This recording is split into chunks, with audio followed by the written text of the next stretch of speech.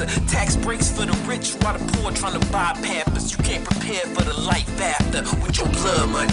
Wall Street ruin lives for that blood money. In Iraq, soldiers dying for that blood money. Politicians commit crimes for that blood money. Fox News telling lies for that blood money. We ignoring human rights for that blood money. The environment sacrifice for that blood money. Citizens of the world, we are anonymous.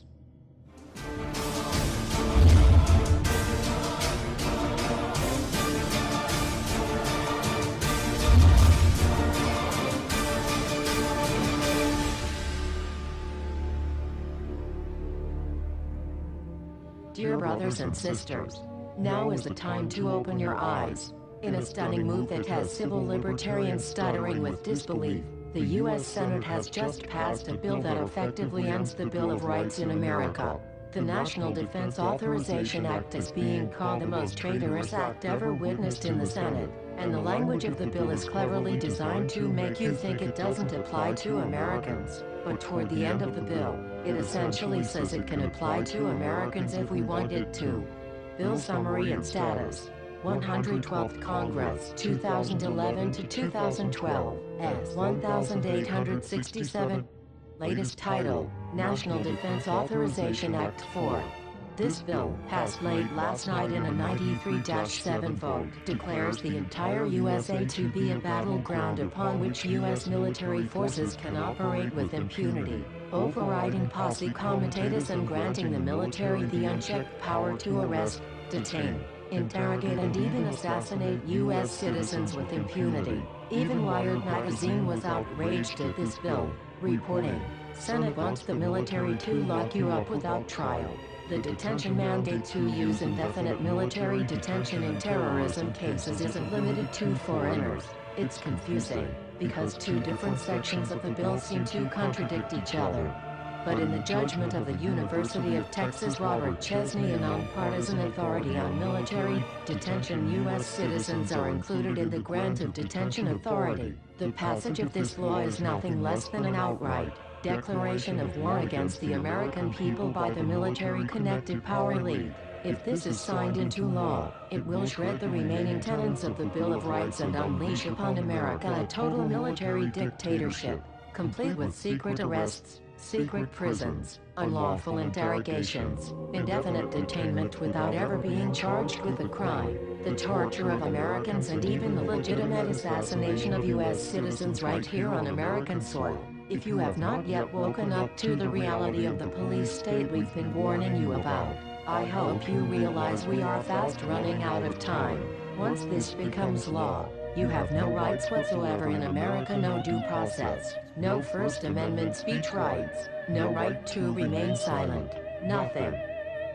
The U.S. Senate does not want us to speak. I suspect even now orders are being shouted into telephones and men with guns will soon be on their way. Why? Because while the truncheon may be used in lieu of conversation, words will always retain their power. Words offer the means to meaning and for those who will listen, the enunciation of truth. And the truth is, there is something terribly wrong with this country, isn't there? Cruelty and injustice, intolerance and oppression, and where once you had the freedom to object, to think and speak as you saw fit, you now have censors and systems of surveillance coercing your conformity and soliciting your submission. How did this happen? Who's to blame? Well, certainly there are those who are more responsible than others, and they will be held accountable. But again, truth be told, if you're looking for the guilty, you need only look into a mirror. I know why you did it. I know you were afraid. Who wouldn't be?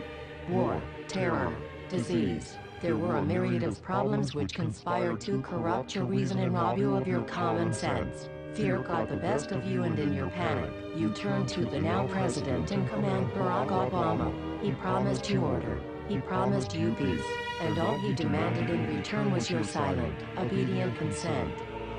More than 400 years ago, a great citizen wished to embed the 5th of November forever in our memory. His hope was to remind the world that fairness, justice, and freedom are more than words. They are perspectives. So if you've seen nothing, if the crimes of this government remain unknown to you, then I would suggest that you allow the 5th of November to pass unmarked.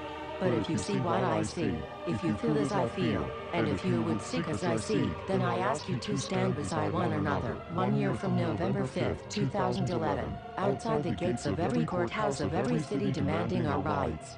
Together we stand against the injustice of our own government. We are anonymous. We are legion. United as one. Divided by zero. We do not forgive censorship. We do not forget oppression. U.S. Senate. Expect us. And when I speak, I don't speak as a Democrat, or a Republican, nor an American. I speak as a victim of America's so-called democracy. You and I have never seen democracy. All we've seen is hypocrisy. And the generation that's coming up now can see it, and are not afraid to say it. Historically, revolutions are bloody. Oh yes, they are. They have never had a bloodless revolution, or a non-violent revolution. That don't happen even in Hollywood.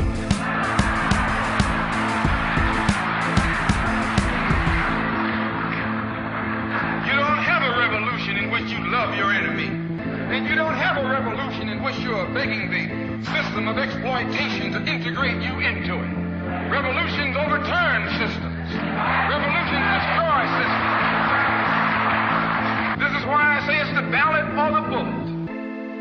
It's liberty or it's death. It's freedom for everybody or freedom for nobody.